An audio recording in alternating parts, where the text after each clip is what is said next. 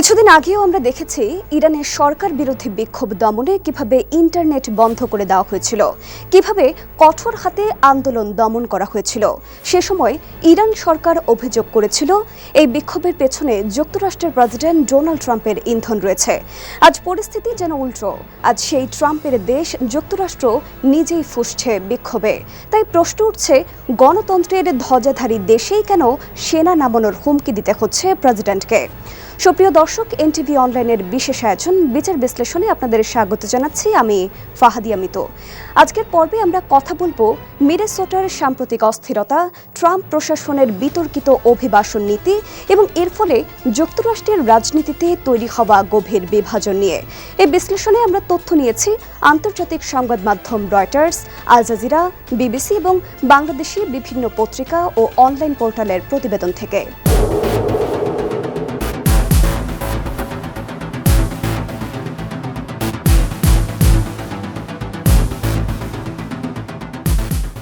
Minnesota মার্কিন যুক্তরাষ্ট্রের একটি অঙ্গরাজ্য। 1858 সালে যুক্তরাষ্ট্রের 32তম অঙ্গরাজ্য হিসেবে মিনেসোটা অন্তর্ভুক্ত হয়। উইকিপিডিয়ার তথ্য বলছে এই রাজ্যের জিডিপি $385 বিলিয়ন, যা ভারতের পূর্ব আঞ্চলিক পরিষদের জিডিপির সমতুল্য। মিনেসোটা সুইং স্টেটের খুব কাছাকাছি অবস্থান করছে। অঙ্গরাজ্যটি ঐতিহাসিকভাবে ডেমোক্র্যাটদের দিকে ঝুঁকেছে, কিন্তু ব্যবধান খুব বড় নয়। পাশের রাজ্যগুলোর মধ্যে মার্কিন যুক্তরাষ্ট্রের ওপরের মধ্য পশ্চিম ও গ্রেট লেকস অঞ্চলের উইসকনসিন ছাড়াও মিশিগান, আইওয়া সবই সুইং স্টেট। এক্ষেত্রে মিনেসোটায় শক্ত অবস্থান মানে মিড ওয়েস্ট পুরো অঞ্চলে রাজনৈতিক প্রভাব বাড়ানো। এছাড়া সেখানটিতে ইলেকটোরাল ভোট তুলনামূলক কম হলেও প্রেসিডেন্ট নির্বাচনে জয়ের জন্য যে পাথওয়ে লাগে সেটা এটি একটি স্ট্র্যাটেজিক বাফার স্টেট। ট্রাম্প যদি এখানে ডেমোক্র্যাটদের ব্যবধান কমাতে পারেন তাহলে অন্য সুইং স্টেটে তার জয়ের সম্ভাবনা বাড়ে। আর সেখানে যখন বিক্ষোভ, তখন ট্রাম্পের কপালে ঘাম জমবেই। অন্যদিকে মিনেসোটার গ্রামীণ এলাকাগুলোতে ট্রাম্পের সমর্থন শক্ত, কিন্তু মিনিয়াপোলিস সেন্ট পল শহরাঞ্চল ডেমোক্র্যাটদের ঘাঁটি। এই রাজ্যটি পুরো আমেরিকার একটি মাইক্রোকসম, যেখানে সাংস্কৃতিক ও রাজনৈতিক বিভাজন স্পষ্ট। 2020 সালের স্মৃতি এখনও তাজা রয়েছে মিনেসোটায়। জর্জ ফ্লয়েড হত্যাকাণ্ডের পর মিনিয়াপোলিসে হওয়া বিক্ষোভ ট্রাম্পের সময়ই হয়েছিল। বিক্ষোভ মানেই ভোটারদের মনে প্রশ্ন জাগে, আইন শৃঙ্খলা কি ব্যর্থ? এই প্রশ্ন ট্রাম্পের নেতৃত্বের সক্ষমতা নিয়ে সন্দেহ তৈরি করে। ফলে মিনেসোটায় বড় বিক্ষোভ মানে জাতীয় পর্যায়ে ট্রাম্পের বিরুদ্ধে আলোচনা নতুন করে উস্কে দেওয়া। মিনেসোটার পরিস্থিতি হঠাৎ করে উত্তপ্ত হয়ে ওঠেনি। এর সূচনা হয়েছিল চলতি মাসের 7 জানুয়ারি। 37 বছর বয়সী মার্কিন নাগরিক, কবি ও 3 সন্তানের জননী রেনি নিকোল গুড নিজের গাড়ির ভেতর গুলিবিদ্ধ হয়ে মারা যান। গুলি করেন আইসিই, ইমিগ্রেশন অ্যান্ড কাস্টমস এনফোর্সমেন্টের একজন এজেন্ট, জোনাথন রস। পরিবারের দাবি, রেনি কোনো বিক্ষোভকারী ছিলেন না, তিনি সন্তানকে স্কুলে নামিয়ে দিয়ে বাড়ি ফিরছিলেন। ঠিক তখনই আইসিইর অভিযানের মুখে পড়েন। এই ঘটনার ভিডিও সামাজিক মাধ্যমে ছড়িয়ে পড়তেই মিনিয়াপোলিসে বিক্ষোভ বিস্ফোরণের মতো ছড়িয়ে পড়ে। মানুষ প্রশ্ন তোলে, একজন মার্কিন নাগরিককে কিভাবে ইমিগ্রেশন অভিযানের নামে গুলি করে হত্যা করা হলো? রেনি গুড হত্যার পর মিনিয়াপোলিসে প্রায় 3000 ফেডারেল এজেন্ট মোতায়েন করা হয়। শুরু হয় ব্যাপক ধরপাকড়।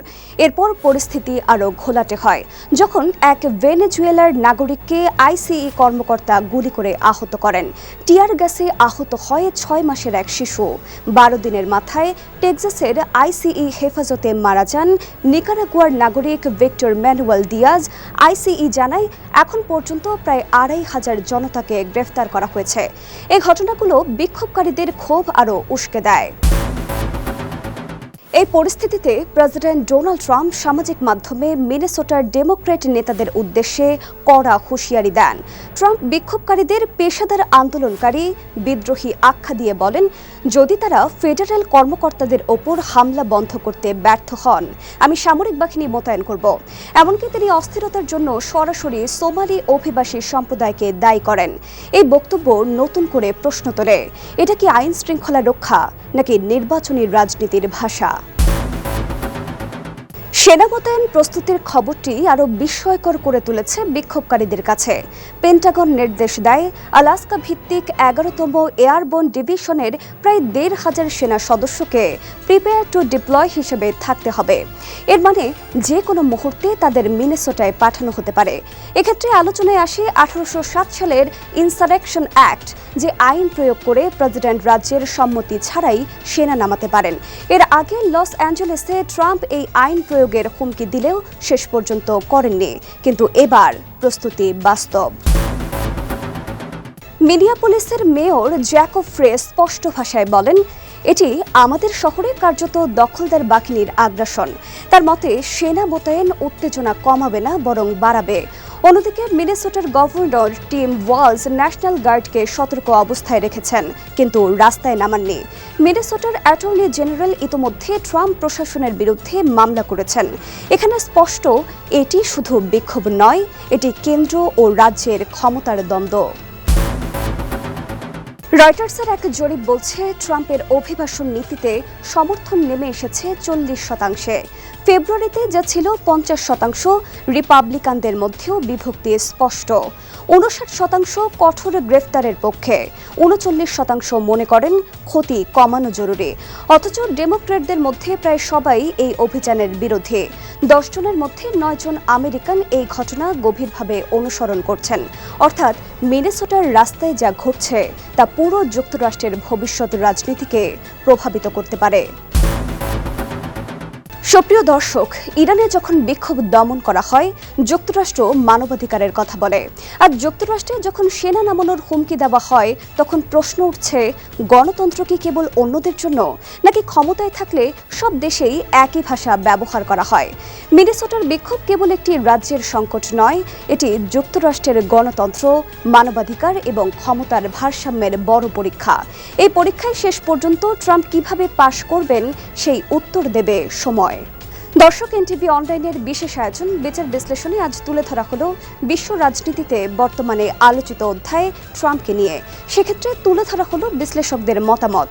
আপনার কোনো পরামর্শ কিংবা আলোচনা থাকলে জানাতে পারেন কমেন্টে। পরবর্তী পর্বে কোন বিষয়টির বিশ্লেষণ শুনতে চান বলতে পারেন আমাদের। সঙ্গে থাকতে ফলো করুন আমাদের ফেসবুক ভেরিফাইড পেজ এনটিভি ও এনটিভির ইউটিউব চ্যানেল। এছাড়া বস্তুনিষ্ঠ যে কোনো সংবাদ পড়তে ভিজিট করুন ntvbd.com। ভালো থাকুন, সুস্থ থাকুন, শুভকামনা সবসময়।